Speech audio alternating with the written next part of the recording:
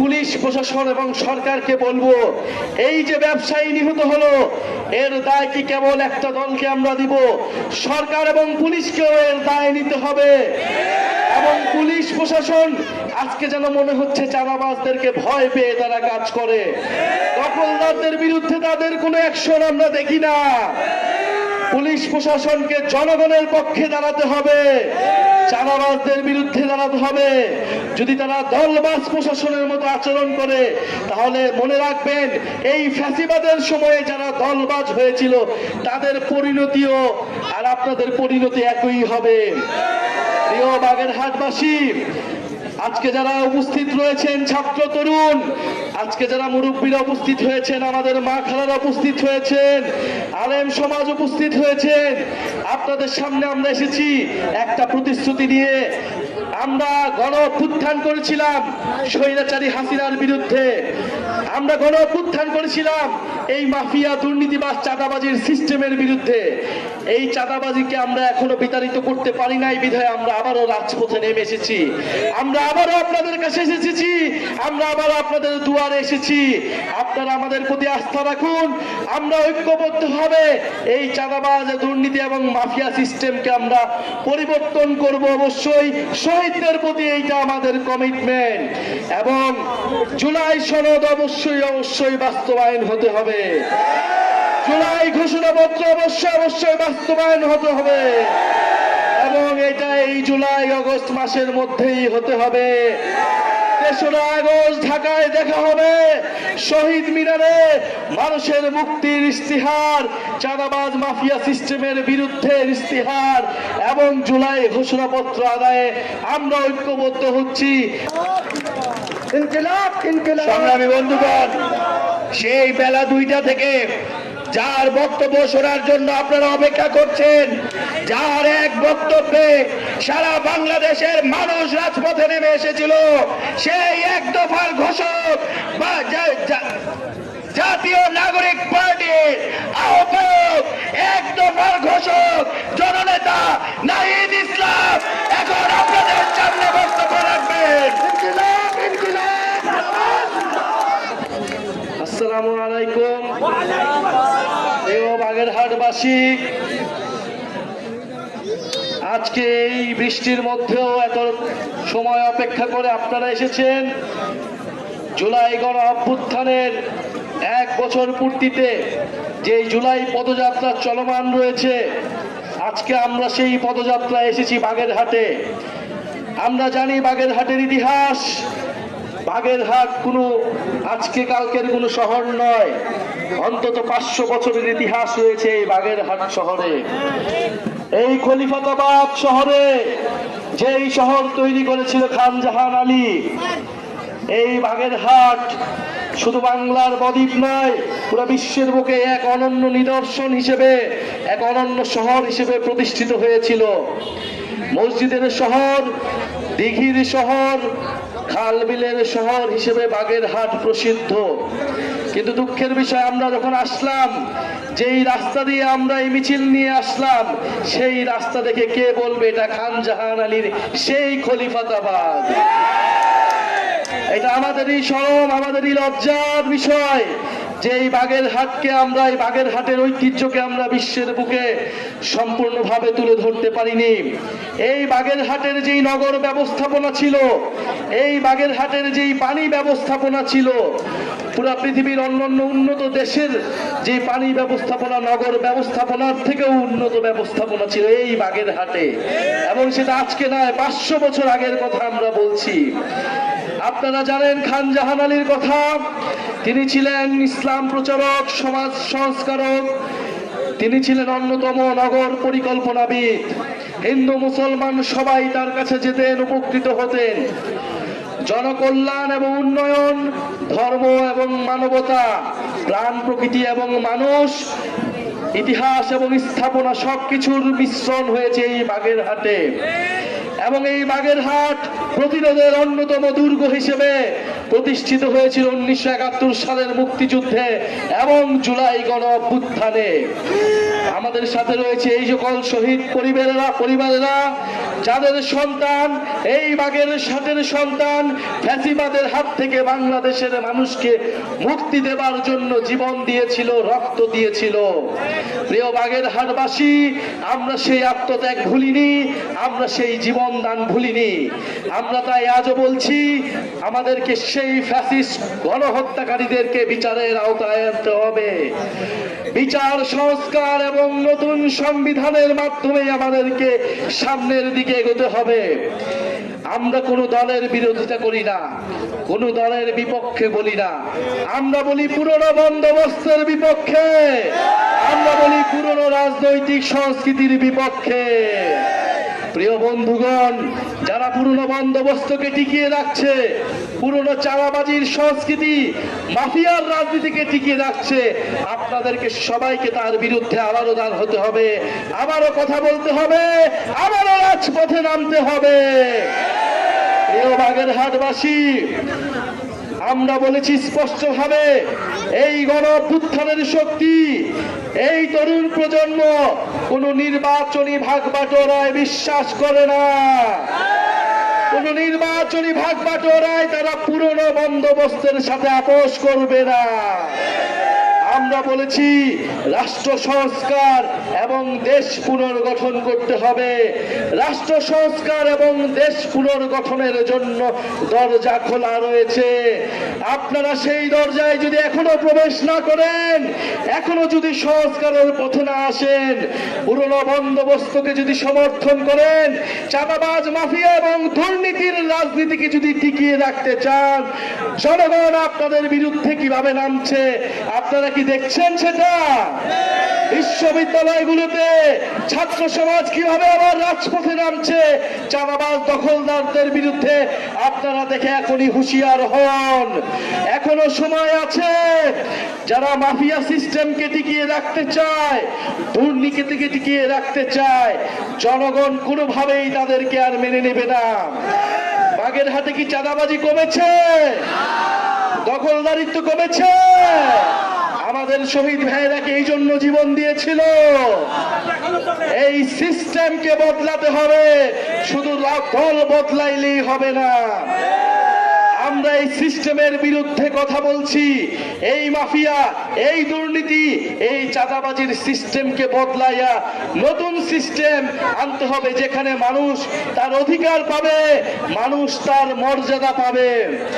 প্রিয় বন্ধুগণ, আমরা চাই বাগেরহাটে শিক্ষার ব্যবস্থার প্রসার হবে, বাগেরহাটে স্বাস্থ্যের প্রসার হবে, বাগেরহাট থেকে সকল দুর্নীতিবাজ এবং দখলদারদেরকে বিতাড়িত করতে হবে।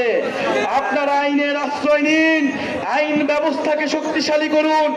এবং যে জুলাই মাসে আমরা বাংলাদেশে 1.5 যুগের মতো সময় ধরে যে ফেসিবাদ চেপে বসেছিল, সেই ফেসিবাদকে বাংলাদেশ থেকে আমরা উৎখাত করে ভারতে পাঠিয়ে দিয়েছি।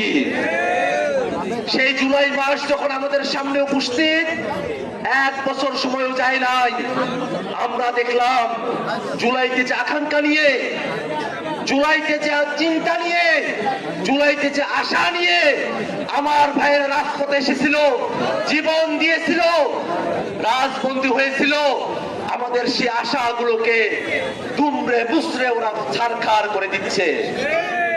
জুলাইতে আমরা গিয়েছিলাম, এমন এক বাংলাদেশ আমরা পাবো যেই বাংলাদেশে কোনো চাঁদাবাজি থাকবে না। এমন এক বাংলাদেশ আমরা পাবো যেই বাংলাদেশে কোনো টেন্ডারবাজি থাকবে না। এমন এক বাংলাদেশ আমরা পাবো যেই বাংলাদেশে কোনো নির্যাতন থাকবে না। কিন্তু দুর্ভাগ্যের বিষয়, দীর্ঘ সময় পরে হাসিনা থেকে আমরা মুক্তি পেয়েছি, কিন্তু হাসিনার নির্যাতনের স্টাইল থেকে আমরা মুক্ত হইতে পারি নাই। হাসিনার সময়টাতে বিশ্বযুদ্ধকে রাজপথে ছাত্রলীগের কুলাঙ্গাররা ডান্ডা দিয়ে কুপিয়ে হত্যা করেছিল। আবরার ভাবকে হলের মধ্যে ছাত্রলীগের গুন্ডারা পিটিয়ে পিটিয়ে নির্যাতন করে হত্যা করেছিল। সেই বাংলাদেশে আমরা দেখতেছি চাঁদা না দেওয়ার কারণে আমাদের এক ব্যবসায়ী ভাইকে পাথর দিয়ে নির্যাতন করে ওরা হত্যা করেছে। বিশ্বজিতের খুনি, আবরারের খুনি আর এই সোহাগ ভাইয়ের খুনিদের মধ্যে কোনো পার্থক্য নাই। বিশ্বজিৎ আবরারের খুনিকে আমরা বাংলাদেশ থেকে বিদায় করেছি, সোহাগের খুনিদেরকেও আমরা বাংলাদেশে স্থির হইতে দেব না। ভাইরা আমার, বাংলাদেশের মানুষের উপরে গুম, খুন, নির্যাতন, ক্রসফায়ার বাংলাদেশের উপরে কম হয় নাই। এই যে বাহিনীগুলো বাংলাদেশের মানুষকে গুম করত, মানুষকে খুন করত, আয়না করে রাখত, 5 আগস্টের পরে এই বাহিনীগুলোর আচরণে কোনো পরিবর্তন হয়েছে? আমরা সরকারের কাছে বলতে চাই, সংস্কার শুধু নীতিতে হলে হবে না, যারা নীতি প্রয়োগ করে ওই আমলা, সচিব এবং আইন শৃঙ্খলা রক্ষাকারী বাহিনী, তাদেরও সংস্কার করতে হবে। এখনো পর্যন্ত বাংলাদেশের প্রশাসনে, বাংলাদেশের আইন শৃঙ্খলা রক্ষাকারী বাহিনীতে আওয়ামী দোসররা ওত পেতে বসে আছে। এতদিন পরেও এসে আওয়ামী লীগের দোসরদের, আওয়ামী পুলিশদেরকে, আওয়ামী আমলাদেরকে বিচারের আওতায় নিয়ে আসতে পারে নাই। আমরা অন্তর্বর্তীকালীন সরকারকে বলবো, অবিলম্বে আওয়ামী আমলা, আওয়ামী পুলিশ, আওয়ামী বাহিনীকে বিচারের আওতায় দাঁড় করাতে হবে। ভাইরা আমার, বাংলাদেশ রাষ্ট্রটি সে অনেক আগে থেকে ধর্মীয় সম্প্রীতির মধ্যে তারা বসবাস করে এসেছে, কিন্তু দুর্ভাগ্যের বিষয় ৭২-এর সংবিধানে সেকুলারিজম, ধর্ম নিরপেক্ষতাকে অ্যাড করে বাংলাদেশে ধর্ম বিদ্বেষের, ইসলাম বিদ্বেষের রাজনীতি চর্চা করা হয়েছে। আমরা স্পষ্ট করে বলতে চাই, আমাদের বাংলাদেশ ধর্ম বিদ্বেষের বাংলাদেশ হবে না, ধর্মীয় বিভেদের বাংলাদেশও হবে না। আমরা দেখেছি আওয়ামী লীগের সময়টাতে আমাদের হিন্দু ভাইদের উপরে আক্রমণ করা হয়েছে, তাদের বাড়ি ঘরে আগুন দিয়ে দেওয়া হয়েছে।